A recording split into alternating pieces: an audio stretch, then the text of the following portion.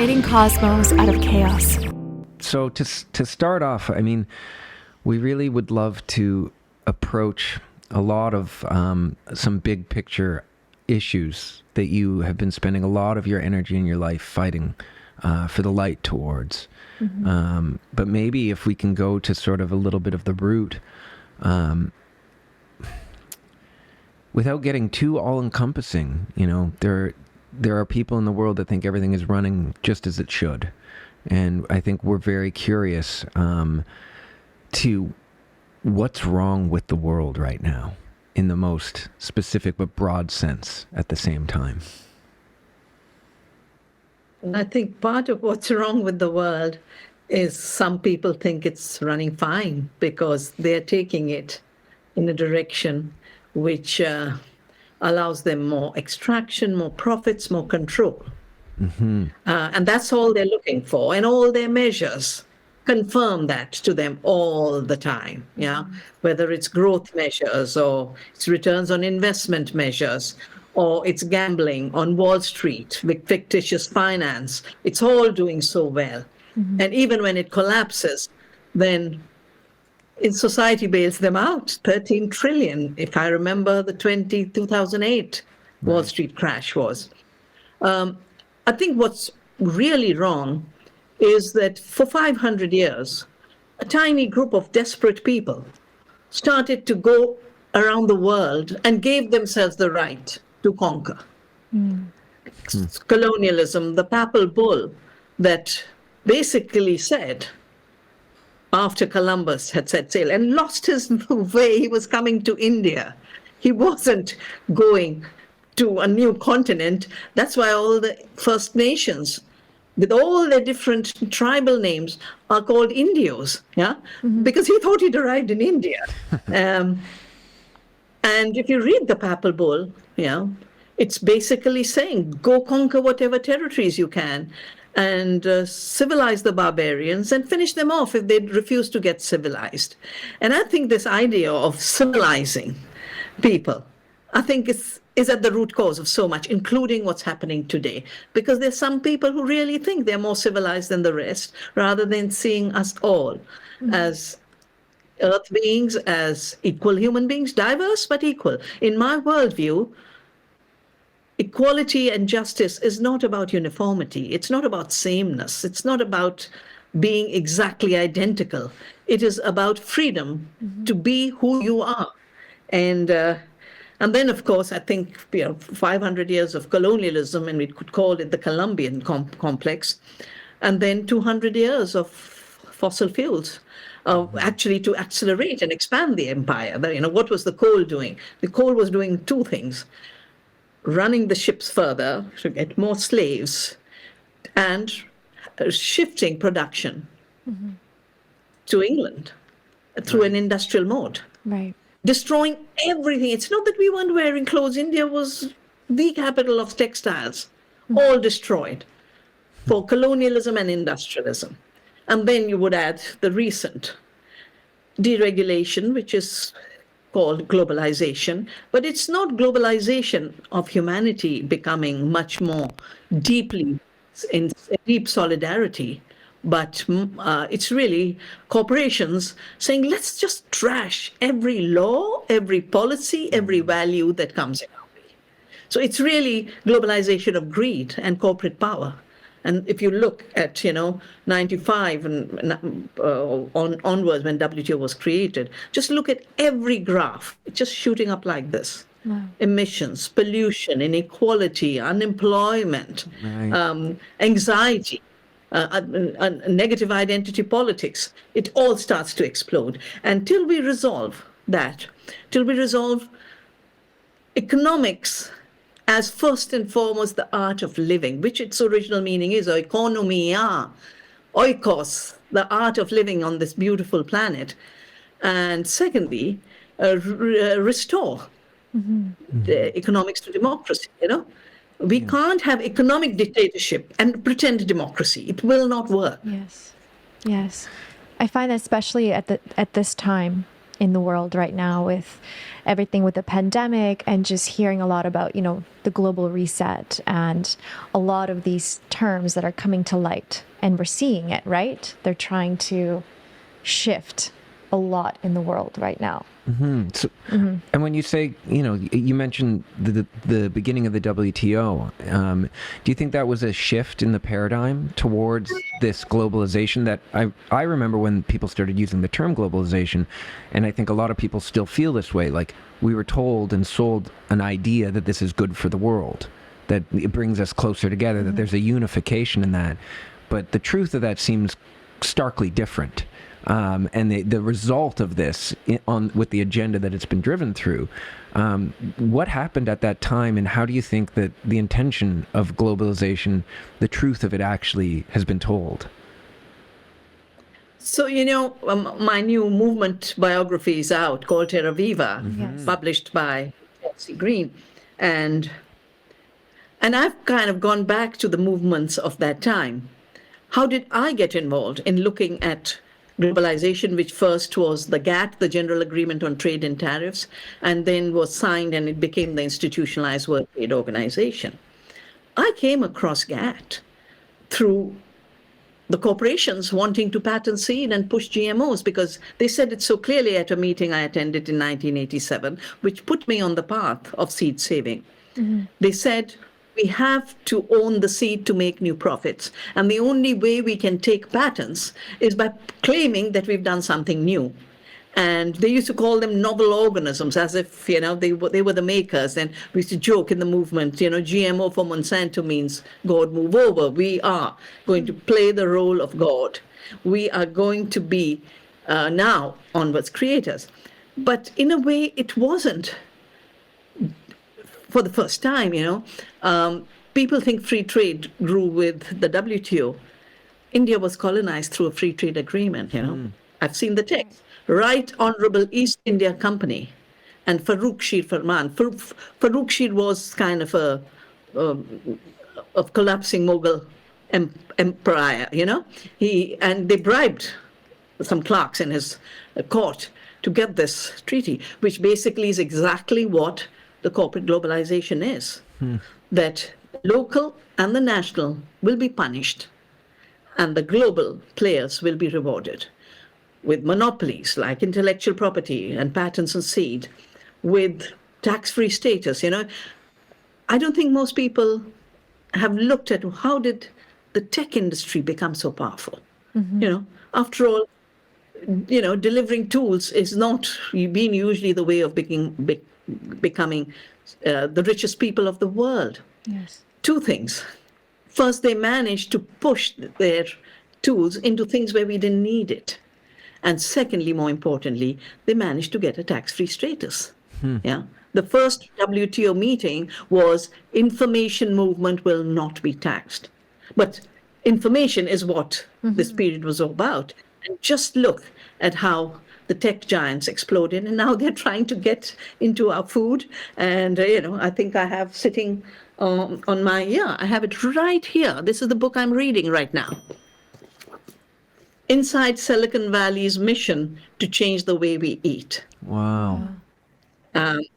So right now, if we look, we defined globalization in the WTO phase as recolonization, because it was taking us back to where we had been. East India Company got a free trade agreement, took over our country.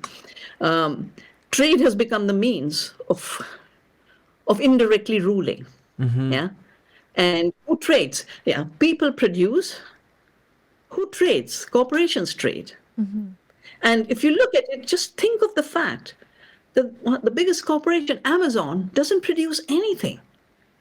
But it's shifting goods around. And, everyone's hairpin, everyone's little cup of tea it is being shipped. And people have got so used to the pseudo convenience, I call it. Yeah. Because I think for me, convenience has to be, is it convenient to the world of which I'm a part? Is it convenient to communities of which I'm a part?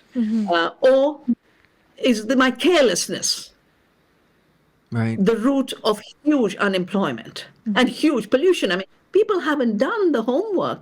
What getting the tiniest good in giant-sized packaging? Yes. How many trees are cut? How much styrofoam is piling up? So the corporations have just, in a way, worked out brilliantly how to get rid of our realities. And Meta is the ultimate example. Yeah. It's a scary thing, Meta. Yeah, no, for sure. I mean, it's taking us out of the physical space and bringing in the digital reality, which serves nothing in the end except for their agenda. As a distraction, Yeah. you know, because if you can escape, why do people in pain who got unemployed, who were laid off, why do they start taking opiates? Why do they then die of addiction? Because they're trying to escape a painful reality. And as more and more people, and Mr. Mehta at his Harvard address said, and I've written about it in my book, Oneness versus 1%, he said so clearly that 99% of humanity will be useless. Yeah. In the kind of world they're shaping. I mean, this world of Silicon Valley food means most farmers will be wiped out if they have their way. Yes. And then you won't have real food. If ultra-processed food and synthetic elements like high fructose corn syrup have already given us this epidemic of chronic diseases, and it was those comorbidities that killed people during COVID. COVID did not kill people. It's the diabetes you had, it's the cancer you had, it's the other problems that you had that killed. And it was interesting, the system was worked out that you'll never mention the other cause because you'll always say died of COVID, even though at that early stage, it was definitely the comorbidities, as they said. And I remember the figures, 9.2% higher risks with diabetes and 7.6% higher risks with cancer. So the virus itself wasn't the ultimate causation. It was the interaction of a virus with a very weakened body.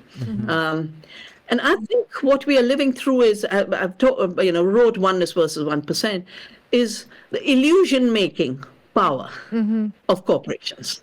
Yes. And it's substituting our real worlds, our real knowledges, our real democracies, our real freedoms, our real communications. Yeah. Right. So it's really a challenge of defending the real, Oh, for sure. And so for people that are caught in this illusion that's being made, what do you think, how can they bring a level of self-awareness into their moment, even listening to this, to consider what is the illusion and what is the reality and how they've been caught by this? Well, from my life's experience, the mind has been so deeply colonized that the mind plays huge tricks.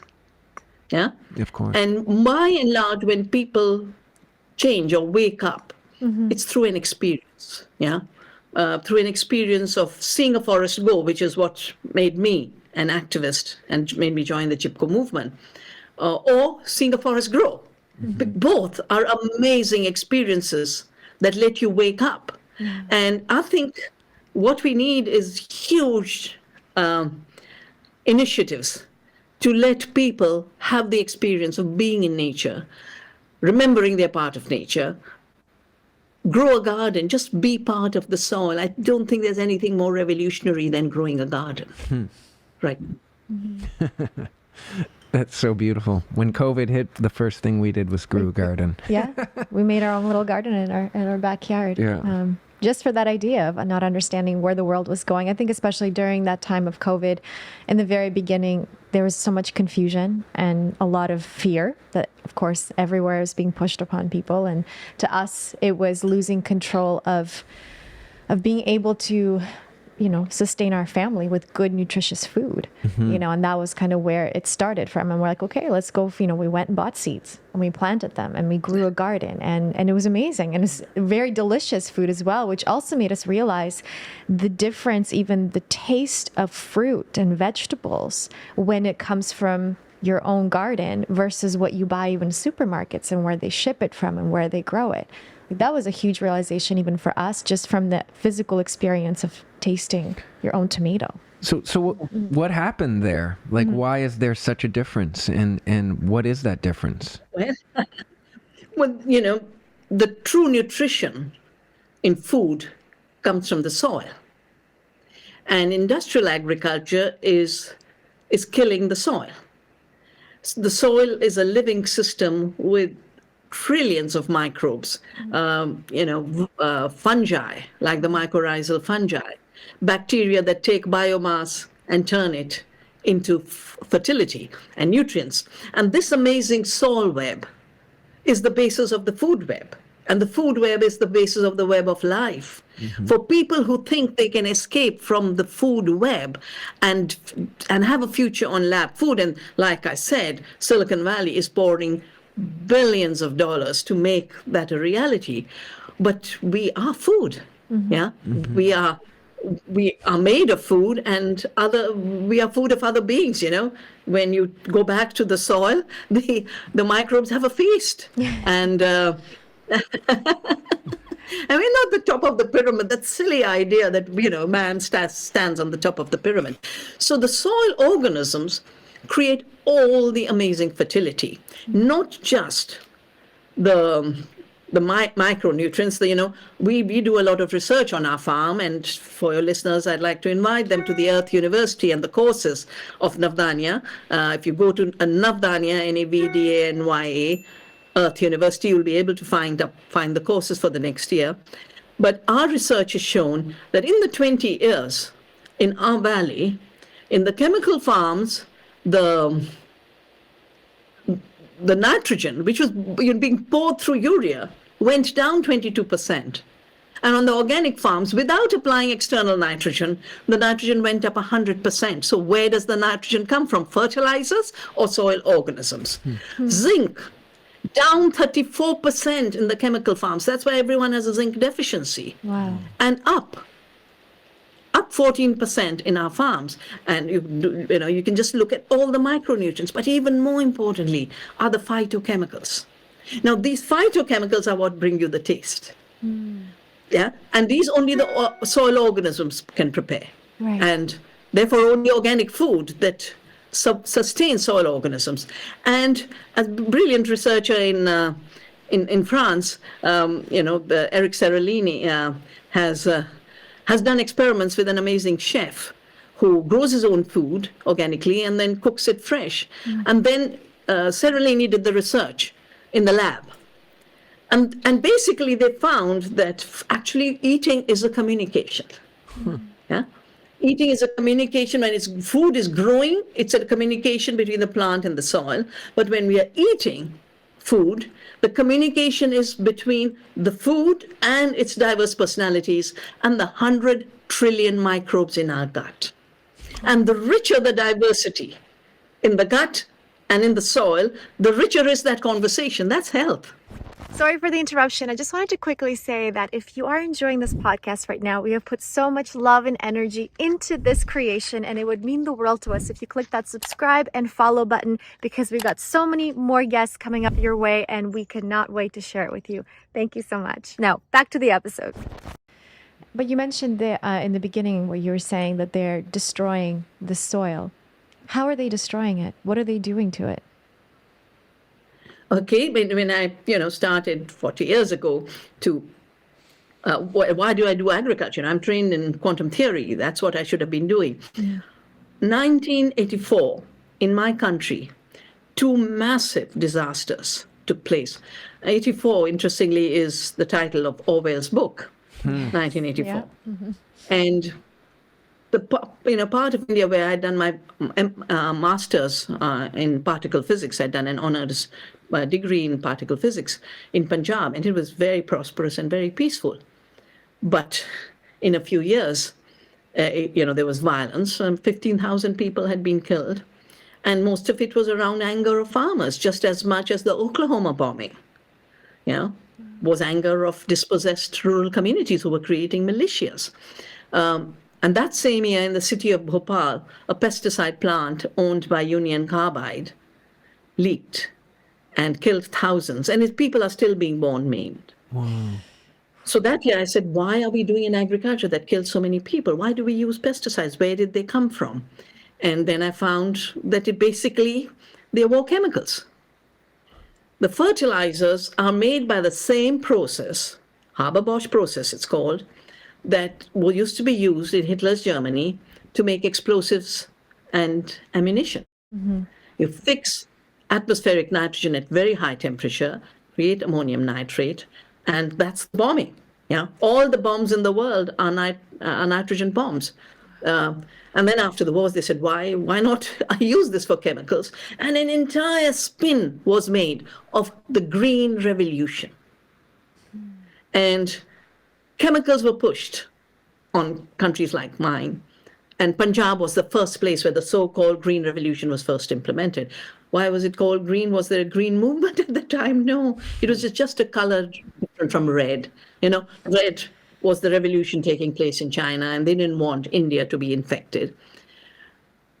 But when they applied chemical fertilizers to native seeds, because we have bred seeds for meeting everyone's needs, the grain for human beings, the straw for the animals, and to go back to the soil, because the soil needs food, our fellow beings need food, and we need food. So we made tall varieties that could give lots of straw to the animals and the soil, and we could eat the grain. Mm-hmm. But when they applied fertilizers, these tall varieties started to lodge, they'd fall. So Mr. Borlaug was put on the task of changing the plant to adapt to chemicals. That's why they made dwarf varieties. Oh. It's called a miracle, but all it did was shrink the capacity of the land to produce food, to use more fertilizer. Now, if you take an earthworm and apply urea on it, just like when you have a leech, mm-hmm. You apply salt. Salt, yeah. Well, exactly the same way. The earthworms with the salt, called urea, they're absolutely killed. The mycorrhizal fungi are killed. The beneficial bacteria are killed. The soil becomes a desert. Wow. But it's worse because then toxic pathogens take over.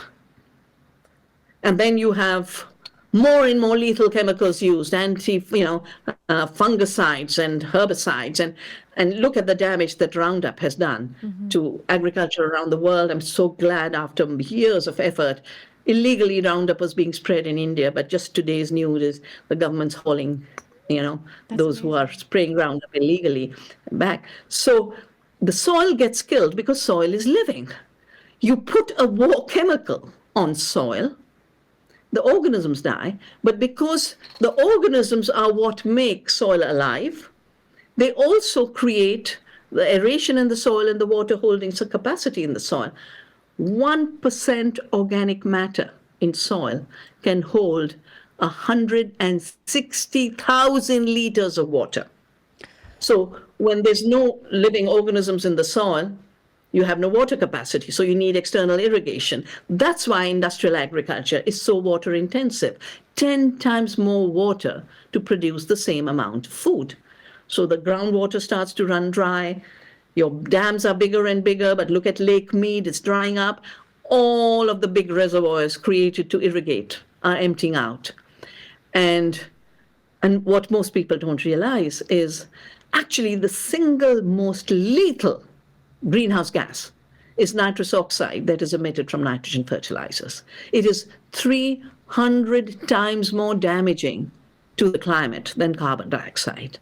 But because the industries that want to continue to sell fertilizers don't want this known, there's a huge silence about it. I wrote a book called Soil Not Oil in 2009 in the lead up to the Copenhagen summit.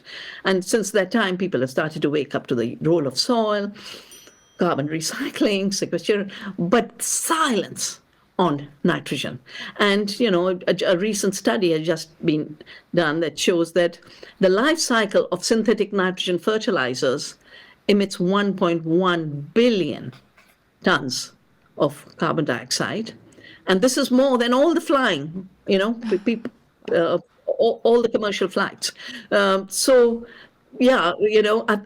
Because soil is living, it can only be sustained through giving back part of the life. So I call ecological agriculture an agriculture of gratitude and an agriculture of care.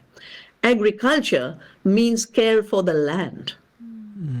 The minute you don't have care for the land, you're not doing agriculture. You need another name for it. I would call it war against the land. Yes. But what the soil needs is part of what she gave us. Not all of it, just a tiny bit, a little bit of organic matter returned in gratitude and a thank you. And then miracles happen. So, that cycle is broken with synthetic fertilizers. Wow. And who was behind these synthetic fertilizers? Like, what corporation started it? Well, it was the American Standard Oil, Mr. Rockefeller, who partnered with IG Farben, the cartel that worked for Hitler. So the chemical expertise was in IG Farben. The fossil fuels and the money was with Standard Oil. And I call these fossil fertilizers because without fossil fuels, you can't make synthetic fertilizers. Without fossil fuels, you can't make pesticides. Without fossil fuels, you can't make any of the petrochemicals that are ruining the world. So this is basically the toxic world about which Rachel Carson wrote is about a fossil world. Yeah. So the companies were very clear. It was, at that time, it was Standard Oil and IG Farben, and they had a joint company. I've written about them in Oneness versus 1%. And since that time, Cargill, its company Matrix, is a big player. And it seems that with all of the concern going on in the world with fossil fuels being such a contributor to the destruction of our ecosystem, this is getting completely glazed over in the fact that it's not even being talked about. Why do you think that is? How is this kind of message being suppressed? Yeah, when I started my activism, I could send an article to a newspaper and it would get published. The TV stations would call me because these were urgent issues.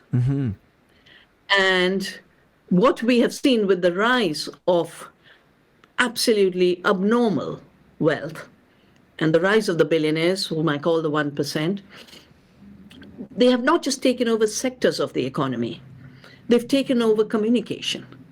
And the mainstream media, through COVID, we watched how all kinds of manipulation of true news was going on. So why don't we hear about this? Because the agribusiness is powerful, the agrochemical industry is powerful, and they are driving the model. And they don't want the basic knowledge that you can grow food in abundance by not using chemicals. And, I took the decision after the Punjab study and wrote The Violence of the Green Revolution. I made the decision I will seek a non-violent farming. I had no idea about organic. I had no idea about the different schools of permaculture. And I just said, this is violent and I want non-violence. So I then started to seek and learn. And I can tell you the amount this poison cartel, I call them, because they are a cartel and they make poison. How else do I? I can't keep track of their names because they change. They engineer themselves every few years. Monsanto started to get identified and millions were marching against Monsanto. And then Bayer buys it up. And, Syngenta gets eaten up by ChemChina.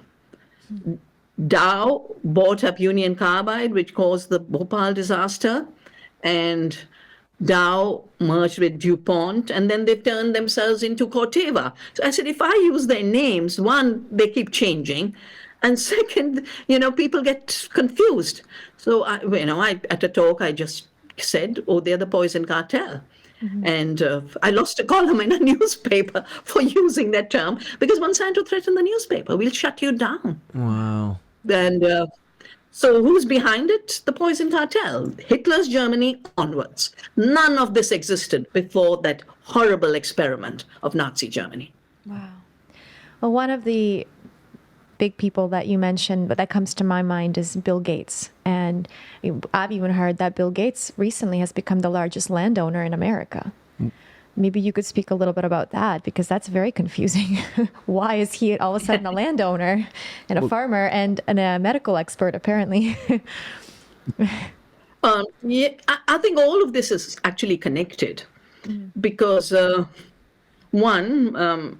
Microsoft gained hugely because of the free trade rules of not, of allowing information transfer, which is how the IT moved to India to save costs. Yeah, they could pay an Indian 1/10 and get better work done. Right. So Silicon Valley moved to Bangalore, moved to Hyderabad, and in fact, the new Prime Minister of England is married to the heiress of one of the Silicon Valley outsourcing companies called Infosys.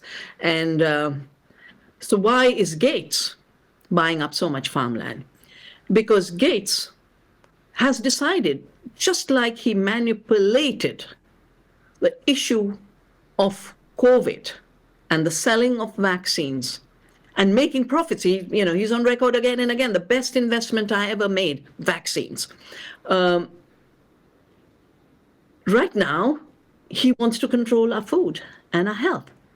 And in my book, Oneness versus 1%, I have a chapter where I talk about, he called it Gates Ag One.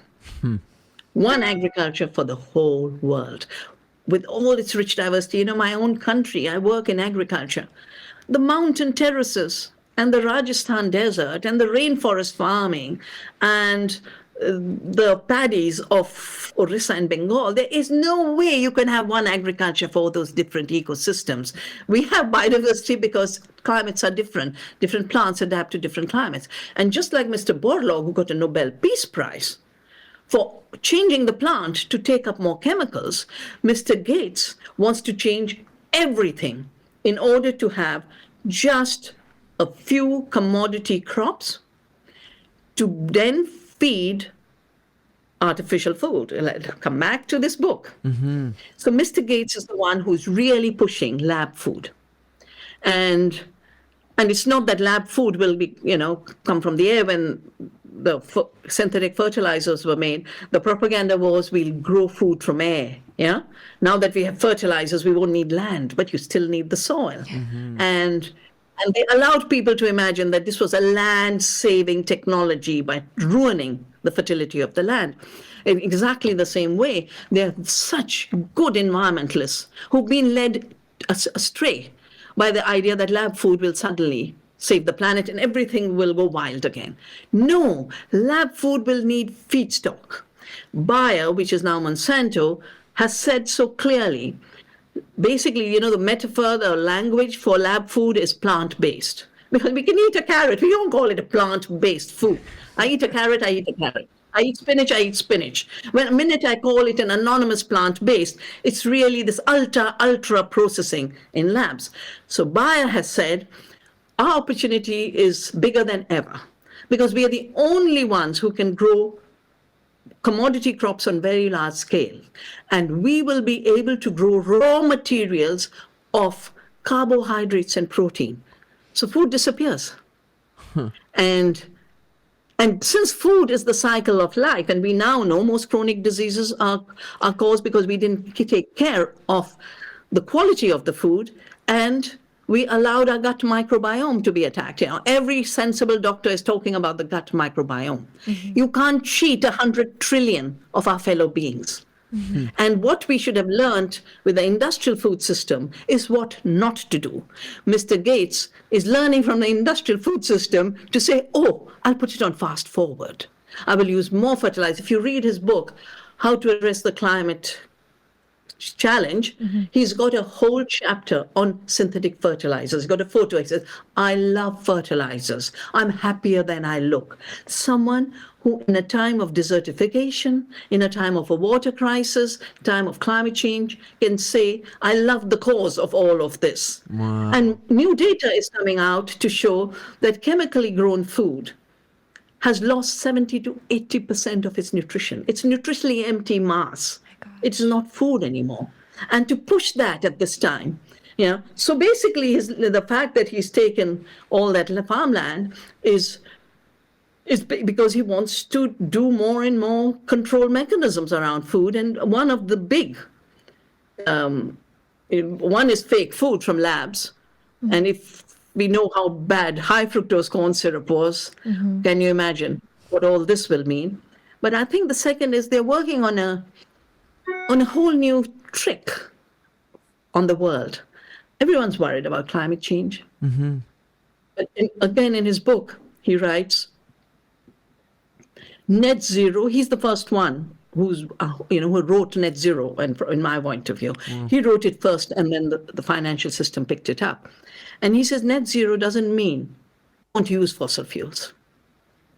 Net zero merely means you continue to use fossil fuels, but you find offsets somewhere else. What are the offsets somewhere else? Our land, the land of small farmers, the land of indigenous people. And I think what he's working on is, and he said it, he has so many companies that are buying the land.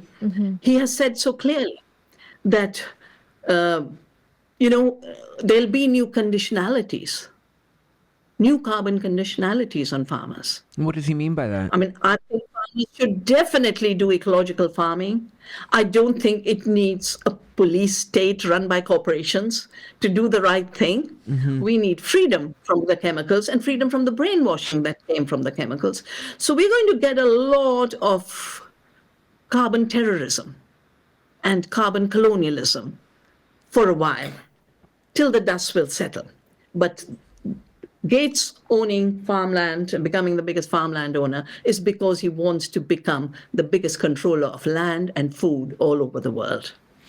And through this, I find it incredibly interesting because so many people have bought into this idea that he's a philanthropist and gives away all his money. Like if I mention Bill Gates in any kind of negative sense in the wrong room, people are like they're gassed. They're like, how could you? Don't you know he gives away billions to charities? He's helping Africa. He has these narratives. When someone says that to you, how do you respond to try to bring sense to the true nature of his behavior? Well, my book, Oneness versus 1%, is about all the new ways his giving becomes a grabbing. So, for example, he gave money to Berkeley and he gave money to Cambridge for this new technology of CRISPR gene editing, the new GMOs. But he has a company called Editas, which collects all the patents. And when the two groups he financed had a fight, he financed the fight. So for him, the issue, just like for Monsanto, the issue was owning the seed. And if genetic engineering was the way to do it, they did genetic engineering. For him, his giving is a way of accessing that which he could never have access to. No. Public knowledge. If Berkeley was doing its own research on CRISPR, where would Mr. Gates have a company called Editas? But it's worse. I've been part of writing national and international laws to protect biodiversity. And the Biodiversity Convention basically recognizes the sovereignty of the biodiversity, both of the communities as well as the country where the biodiversity is. Mr. Gates has tried very hard, and is still trying, to create digital mapping. There's a seed, and the seed has knowledge in it. But I can also do a genomic mapping, just like the price of this book, this kind of map. That has a lot of knowledge missing in it, but he is pushing in a big way to take control of the seed of the world. He's created a Svalbard, they call it the Doomsday Seed Vault. I have done a lot of work on seed saving. I do it myself, but I also studied the World Bank initiated CGIAR system. He gets a little bit of money, and then he takes over the whole of Icrasat and all of Erie and makes Erie do golden rice and genetically engineered rice. So his giving is a bit like someone catching a fish and putting a little bit of bait. Yeah. Now, do you call someone who catches a fish and eats it that night a giver? No, you don't. So his giving is baits. His giving is enclosures of the commons. His giving is for taking much larger quantities than he gives. Otherwise, if he's giving away all his money, how does he get richer all the time? Exactly. Simple arithmetic. Yeah. And I worked with movements around the world 2 years ago to put together all the things that Mr. Gates is up to, changing the weather, geoengineering, of course, the health issue, totally controlling, the WHO, agriculture, food. And this book is out in the United States under the title Philanthropy. It's published by Synergetic Press, and your listeners could learn a little more about Gates.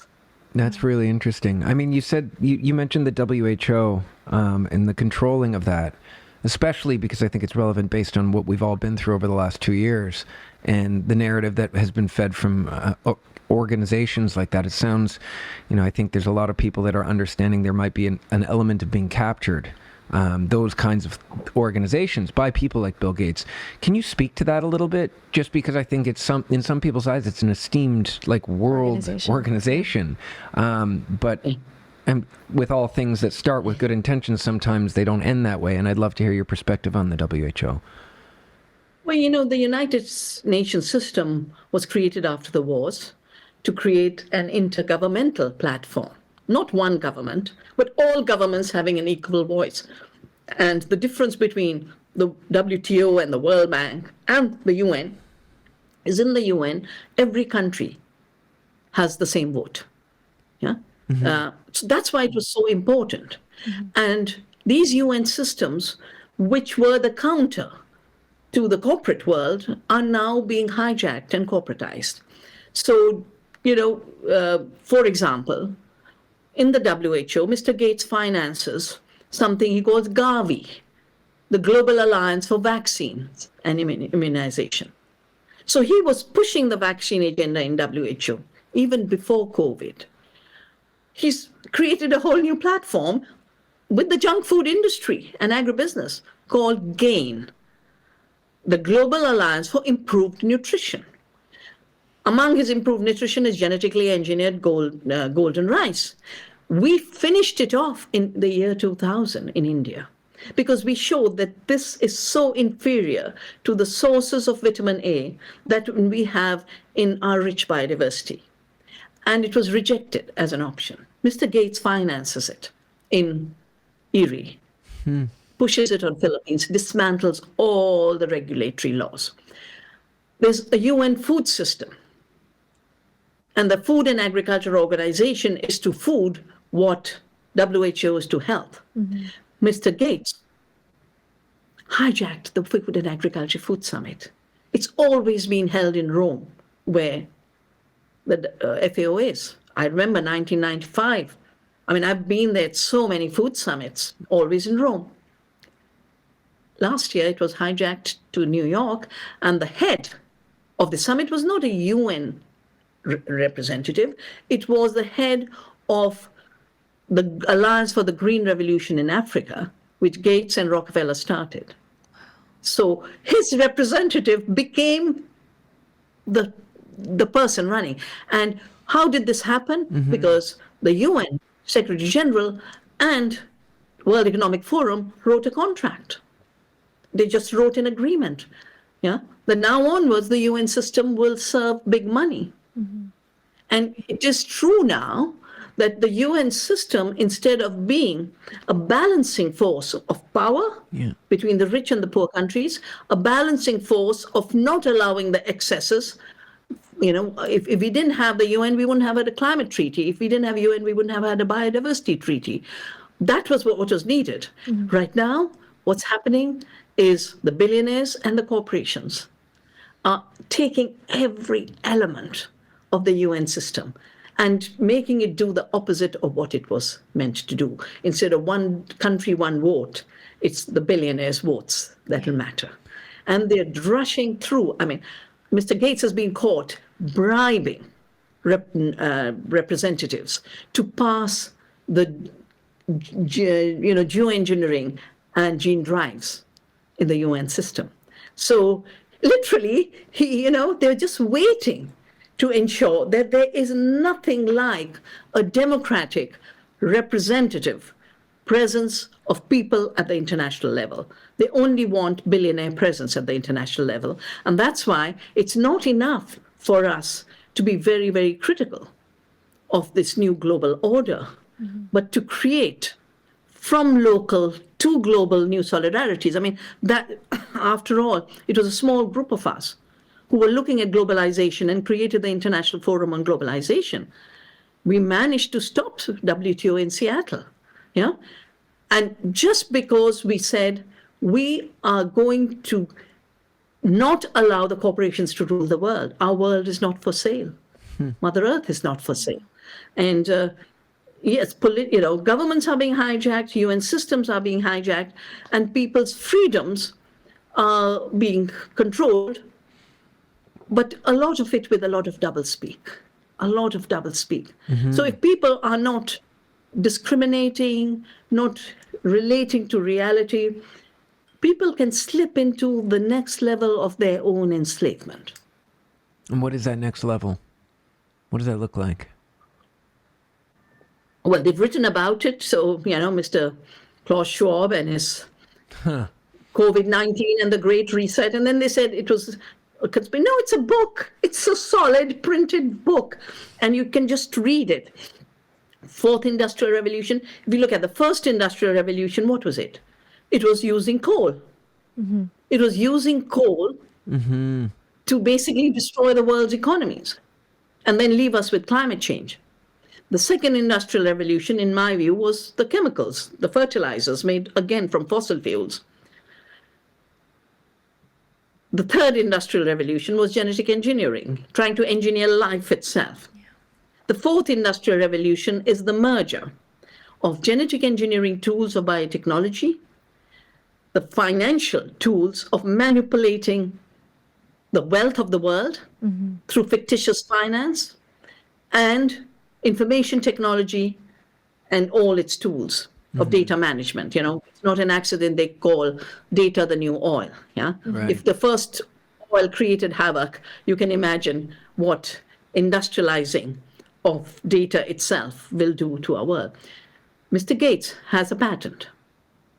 It's a Microsoft patent taken in March as the COVID was erupting, of us as users of their machines, allocated our worth through the algorithms.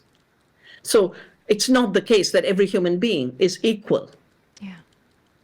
But you will be judged and valued according to what value they give you, like the Chinese social credit system.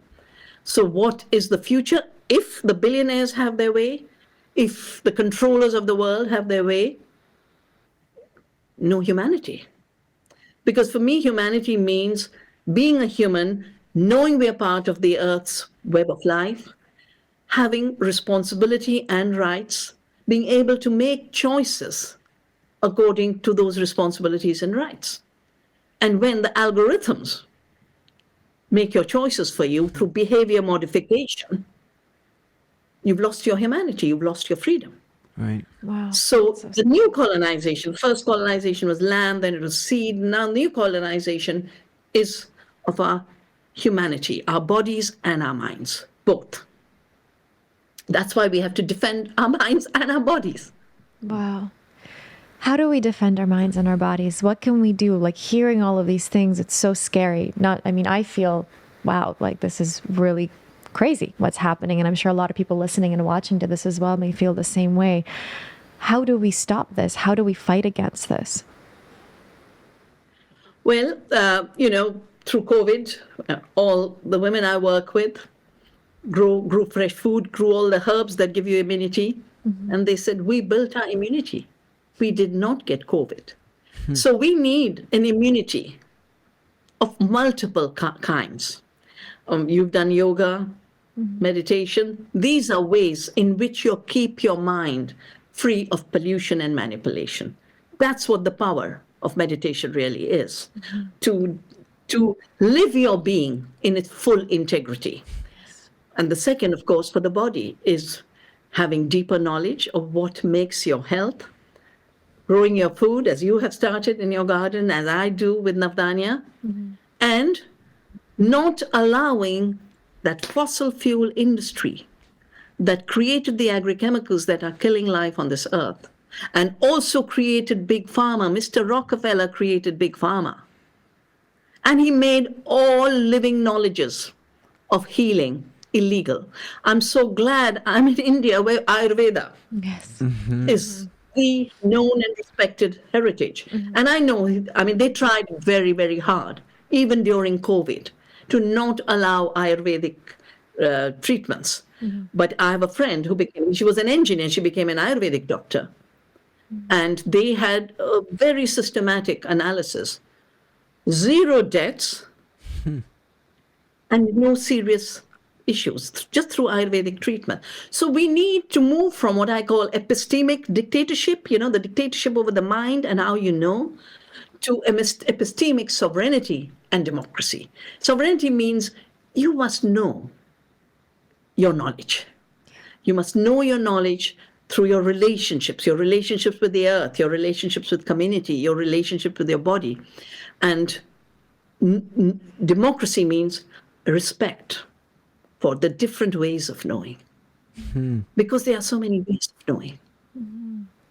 That's so poetic. That's so beautiful, actually. I think that's really important, because people seem so quickly to defend the position that they stand in for the perception that they've found to make sense of the world the way they see it. And it's so important in this day and age to listen to ideas and to challenge those structures inside of ourselves and be open to the idea that it could be different than we see it, and to seek the truth that could help us define it.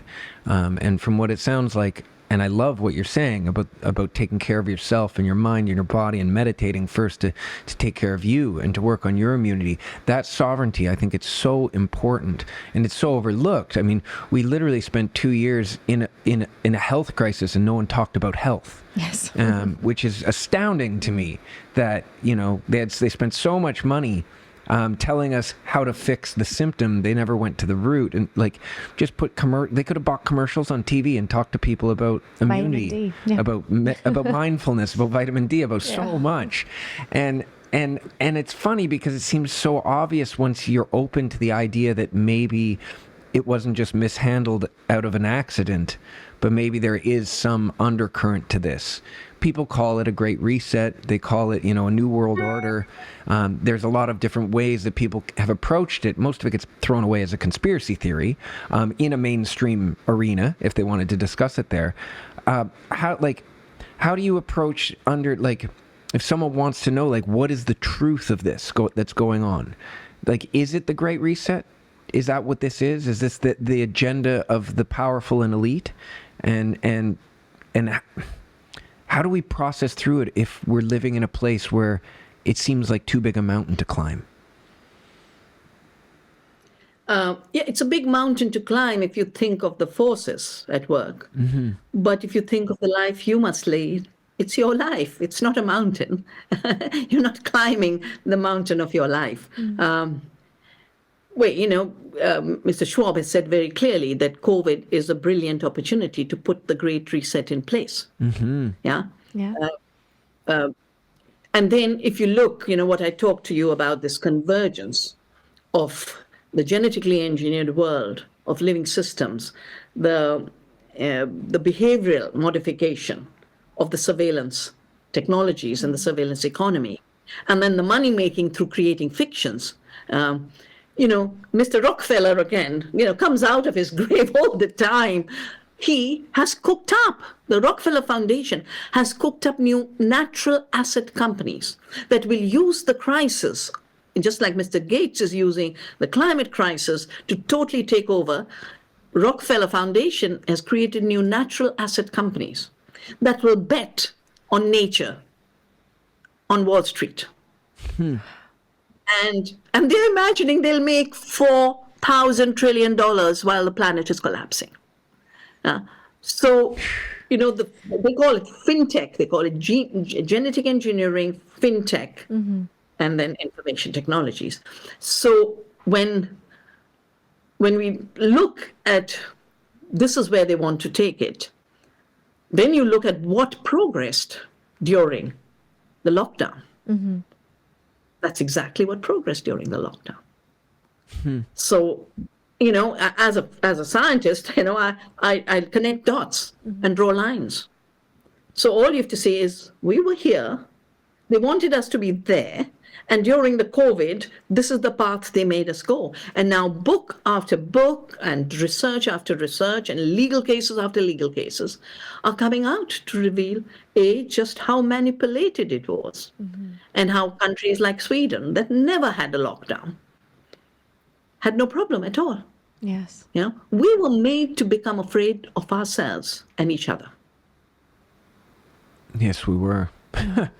And it was very, very difficult, I think, for a lot of people to wrap their heads around how to maneuver that. And I guess I think that's where, when it comes to the Great Reset and this idea, how do you to simplify it for people? What is the Great Reset? We've been talking a lot around it, but what's it all about? What's going on? What is here? the goal, I guess, with it, right?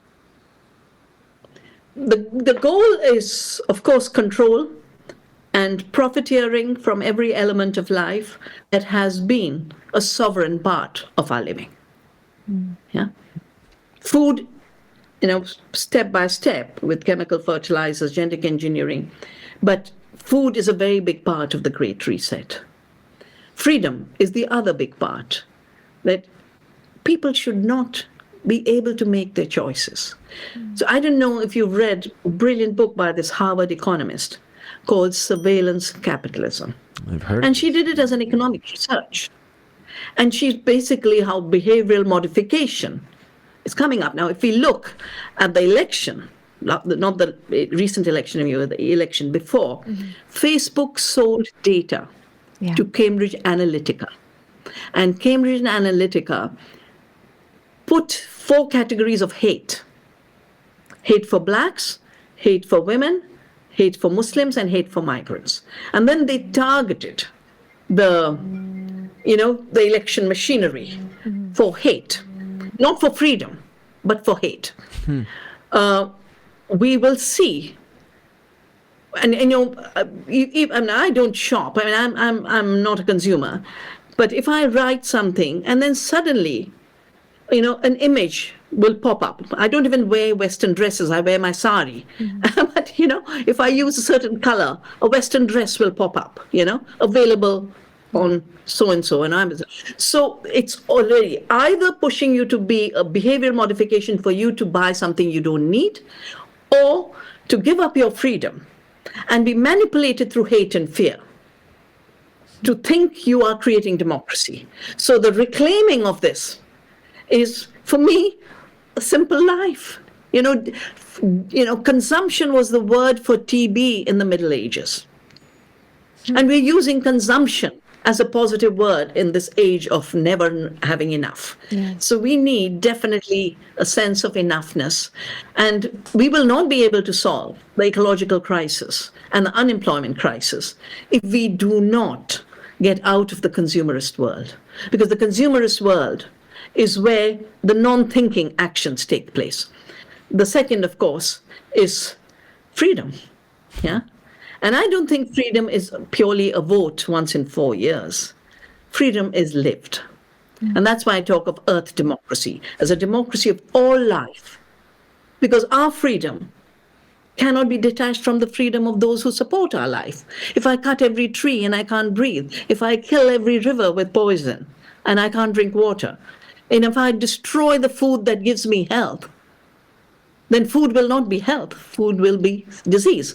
So this interconnected freedom, then, instead of the vote, it becomes living.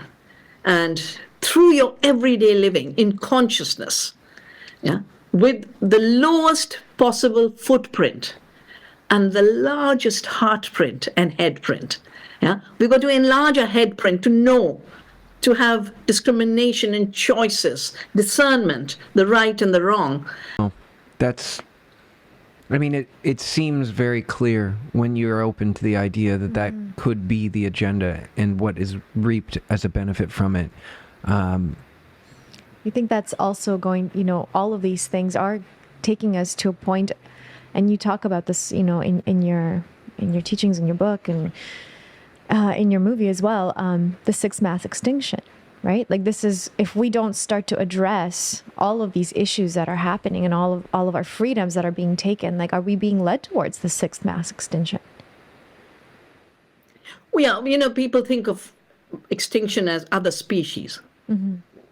I think for me, the sixth mass extinction is first and foremost of the biological human species, because we're a species with a very narrow niche. Yeah, we need a certain temperature, we need a certain climate to grow our food. That's why we arrived only 200,000 years ago. The plants are our elder relatives. They came 4 billion years ago, and they have to be our teachers in this transition. Not plant-based, but plants. Plants as sentient beings, plants as full integrity, to teach us how to belong, how to be rooted, how to not have to run around to look for something that you can't find outside yourself. And I think this moment, in fact, the crisis, we should be grateful. I always say I'm so grateful to Monsanto. If they hadn't been as greedy and manipulative as they were, where would I know about the seed? Yeah. Where would I know about the generosity of this world? And in a way, to the Klaus Schwabs and the Gates, we should say thank you for rushing your agenda so hard and so fast that we can wake up to what life is really about. Yes. Do you feel that there is a stirring of consciousness, an awakening going on? Yes, very much, very much. I mean, for those who respond much more to the mainstream media signaling, they're getting trapped, They're getting trapped in silos, they're getting trapped in trauma, they're getting trapped. But if you allow your full being to respond to the moment we're in, I think that consciousness is growing very, very rapidly. That's beautiful. And what are the tools that people can reach out to? Are there specific writers, or your Oneness versus the 1% book was a huge catalyst for us. Yes. And we recommend it to our community quite often. Are there other thinkers, speakers, activists that you could recommend to people to dive into, to learn and to expand their consciousness around this? Well, I would definitely recommend people to read Wendell Berry. Okay. Beginning with his book on, I think about 35 years ago, on the unsettling of the Americas, which solved my puzzle, because I said, America's done so well with industrial agriculture. Why is it so bad for us? And I was making excuses because they're a temperate country, we're a tropical country, they're rich and we're poor. And then I read The Unsettling of the America. And I realized that what happened to Punjab is what happened to the United States. And he's still very, very sensitive, to the moment that we are in. My new movement biography, Terra Viva, for those who want to have a sense of what happened over the last 50 years. How did we get to the place where we are? Both in terms of people's options, as well in terms of the domination of the billionaires and corporations. And then, look at Earth University, look at Navdanya website, both the Navdanya International website, and Navdanya is spelled Navdanya, which means 9 seeds, but it also means the new gift. And for me, the new gift of the seed is the commons. That, this is not about intellectual property. I mean, a corporation which is a piece of paper and has no intellect cannot create seed. Yeah, seed is evolution and continuity. So, and my books are in the U.S. with North Atlantic. With my book, The Green Revolution, is with the Kentucky University Press, who also prepared a reader of all my writings on agriculture. Yeah, it's called the Vandana Shiva Reader on Agriculture, and Wendell Berry has done the foreword. Oh wow! Okay. Amazing. Well, we'll definitely include all the links in the show bio here, so everyone listening and watching to this can have access to finding all of this. And maybe just to talk about the seed a little bit, because I find that that's really fascinating and sometimes a really hard thing for people to wrap their minds around as well, myself included. When you talk about them owning the seed and patenting the seed, is this because, and they've managed to create a system around it so that they can profit from owning that seed? That's what it sounds like. How did this happen, and what can we do to take that power back away from them? Well, it started in the United States. And I won't go through all the boring details, but there was a very famous case of ex parte Hibbard. But it's the US government used by Monsanto to push intellectual property on living systems, Article 27.3b of the TRIPS agreement, on the WTO. And through that, they wanted to force all countries to patent seed. Now, what's a patent? A patent is a claim to invention. A patent is a monopoly that prevents anyone else from making, having, using, selling what is patented. In the field of seed, a patent on seed means a farmer cannot save their seed. It becomes a crime. A farmer cannot evolve seed. Farmer cannot exchange seed. Farmers, of course, cannot sell seed if a seed is patented. And that's the reason I started Navdanya, because without seed exchange and seed saving, we would not have freedom. We wouldn't have seed freedom. And when all this was happening, 80% of the seed was in the farmers' hands. So we said we're going to create community seed banks where the seed will be a commons to be shared. And from the seed saving, seeds we saved, people said useless, useless, useless. They had salt tolerance, and they've allowed us to face climate change. And truckloads of seed have been distributed after disasters. We've saved the millets, which we called forgotten foods, and we said we will make these forgotten foods the future foods. They were called primitive seeds, backward seeds, because they were dark like me. And whiteness and racism had even gone into food and breeding. Next year is the year of the millets. And it will be future seeds because they're the only crops that need very little water, that produce huge amounts of biomass, and can produce 400 times the nutrition using the same amount of water. What does it actually mean in reality? Let me just give you two examples. So we managed in India, through our parliament, to say seed is not an invention. Seed is not a machine. Seeds, animals, plants are not human inventions, therefore they cannot be patented. But Monsanto brought the US patent on the BT cotton, showed it to the Indian industry, and said, we have a patent. The poor industry did not know that the US law and our law are different. For 10, 15 years, they took royalties through the Indian seed companies and the farmers. The price of seed jumped from 5 rupees a kilogram of cotton to 4,000 rupees a kilogram. Oh. Wow. Just divide 4,000 by 5 and look at the percent, 80,000%. So we are talking of an uneconomic system. Farmers got into debt. It didn't work. I mean, it wasn't adapted to the drought. It could not control pests. Farmers ended up being in a debt trap. India has lost 400,000 farmers to suicide since 1995, when globalization started and Monsanto came in. And 85% of these suicides are in the cotton area. 95% of the cotton is Monsanto's monopoly, illegal monopoly, because they lied all the way.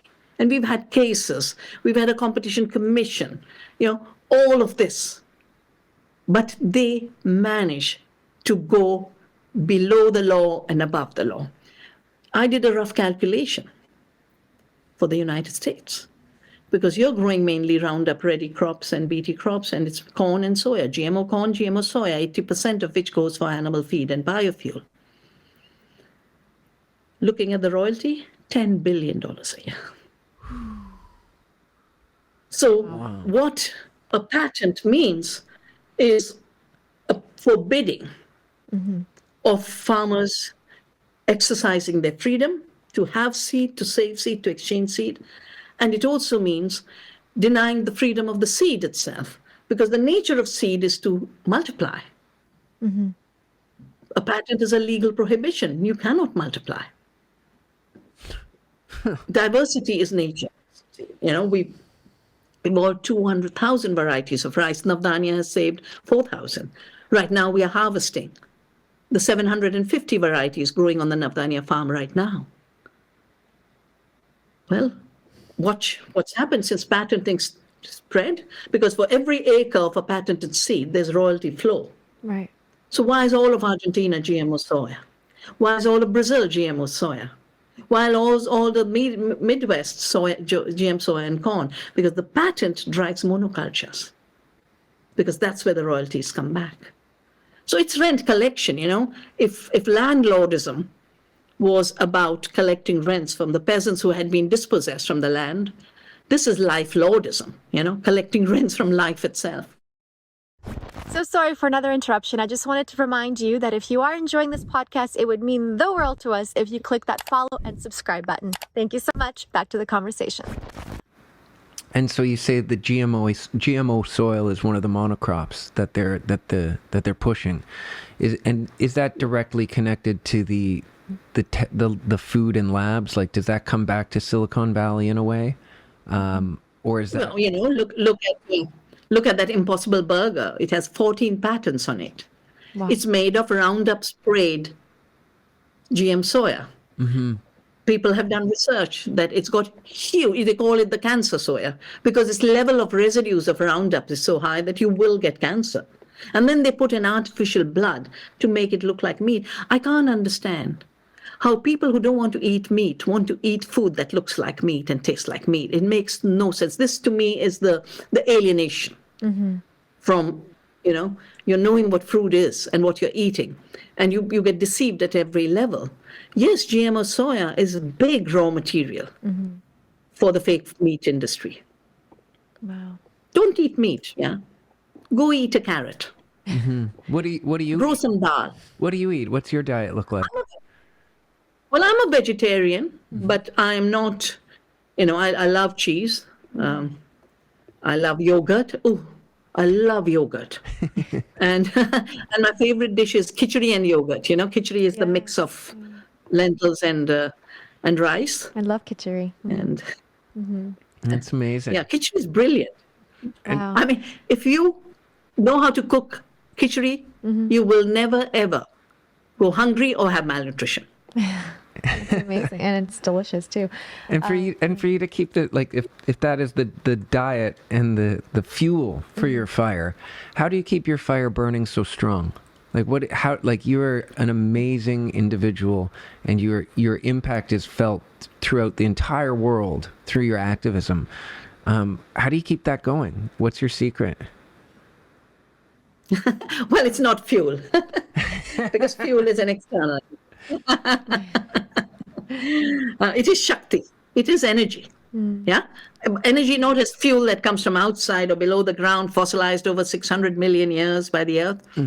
It is knowing, it's relating to the creativity of the universe of which we are part, of the earth and her living systems, and respecting the creativity of the last human being, because there is not a single human being who doesn't have some dimension of creativity. And the minute you have that respect, then out of it grow new bonds and new relationships. And out of those relationships is created an amazing nonviolent power. And, I think the big leap as a civilization we need to make is the leap out of Descartes, who said, I'm a thinking thing without a body, poor man, thinking thing without a body. And Silicon Valley has gone crazy because they think they're thinking things without bodies. and they don't realize real bodies need real food, and the earth's real body needs real care and real nourishment. So I would just say I've never ever broken myself off from the life of which I'm a part. That's so beautiful. The connectedness. Yeah, the connection to yourself and to nature as well. Yeah. We are nature when you really look at it, right? We came from it. We're part of it, and we are so connected to it as well. And that's something that really hurts me is this disconnection that they're trying to push on all of us, right? Not just with the digital age and keeping us apart from each other's interactions as human beings with the lockdowns and everything, but it's like you're saying also with this food that they're genetically modifying. It's taking away that joy of eating from the earth and taking the abundance of what Mother Nature has created for us, because Mother Nature is so powerful, the earth is so powerful, and it allows us to thrive as we are part of its creatures, right? And as soon as we remove that connection and we start creating food in labs and putting these chemicals into our bodies, like, of course, we're going to just fade, like it takes our life force. It doesn't sustain our prana in that way, right?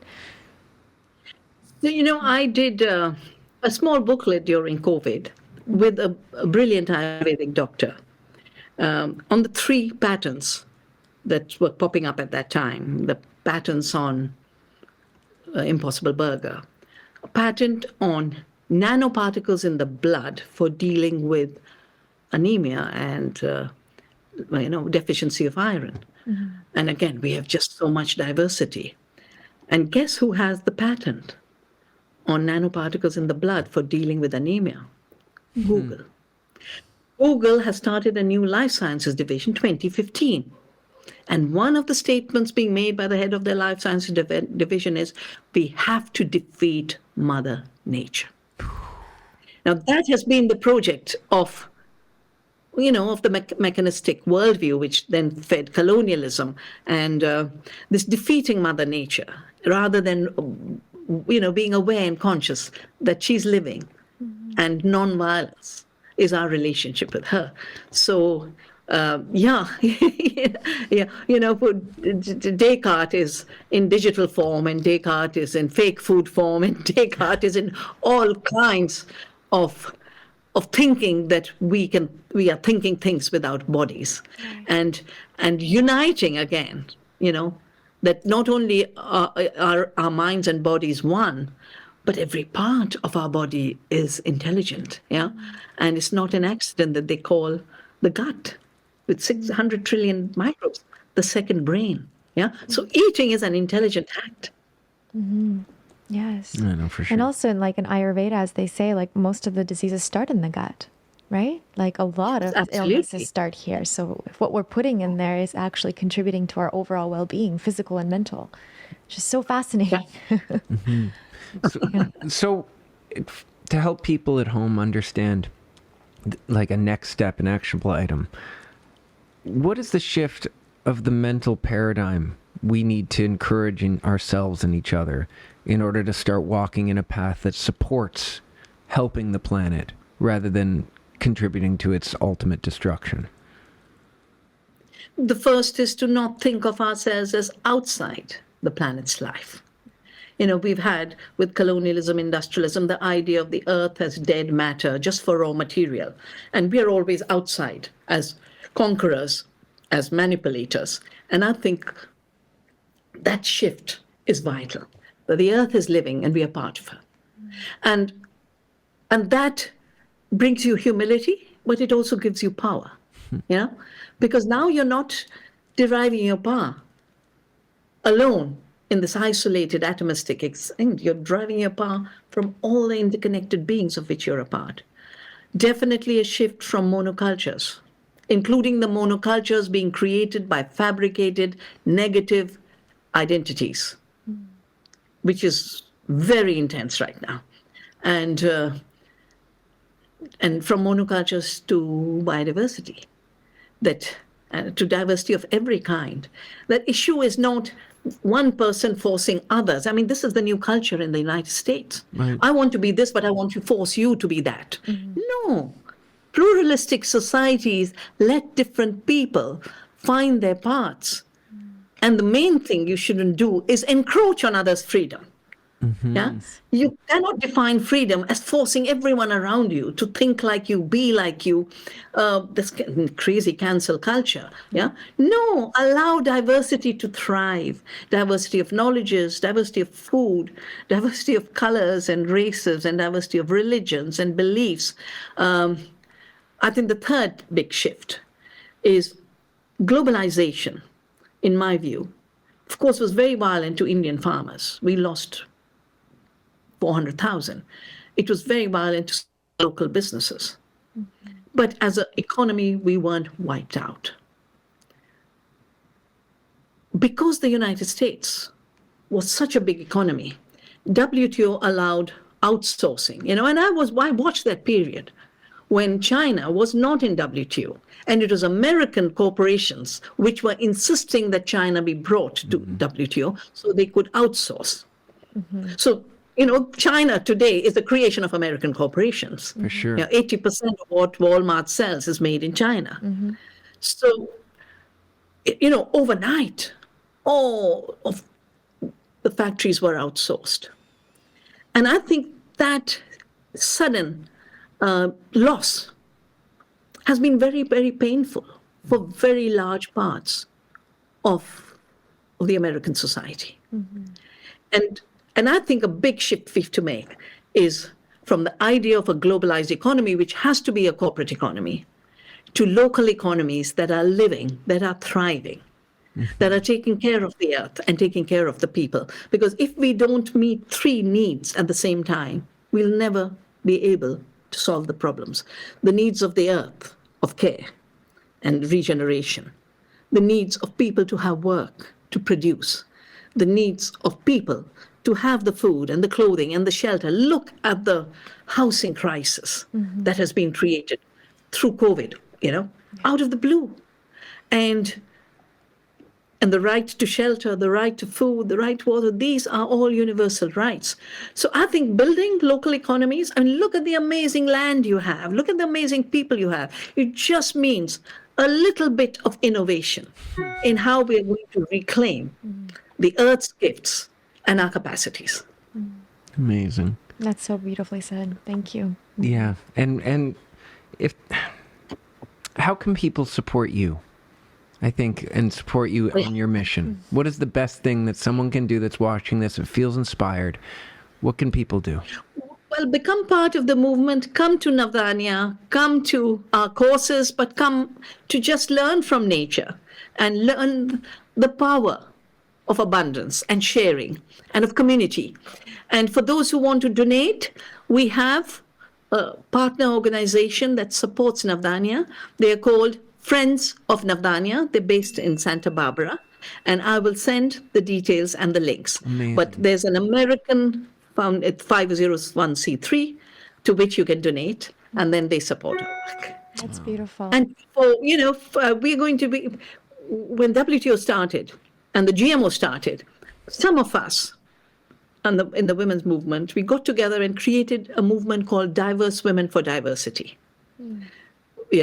Because everywhere it was monocultures. It was, in India talking about the Hindu bomb and Pakistan talking about the Muslim Islamic bomb. I said, it's the same bomb. It's the same fission. And so there was this monoculture being pushed, and we said we'll be diverse women for diversity. And for those who want to take a holiday to India, come join the celebration of our diversity on 4th of March before Women's Day. And we'll do it on our farm. Yeah. Wow, amazing. That's wonderful. Well, we'll definitely include all this information in the show notes as well for people so they can read and click and learn all about it. And of course, include your links to your memoir and your Seeds of Vandana Shiva as well. A beautiful documentary.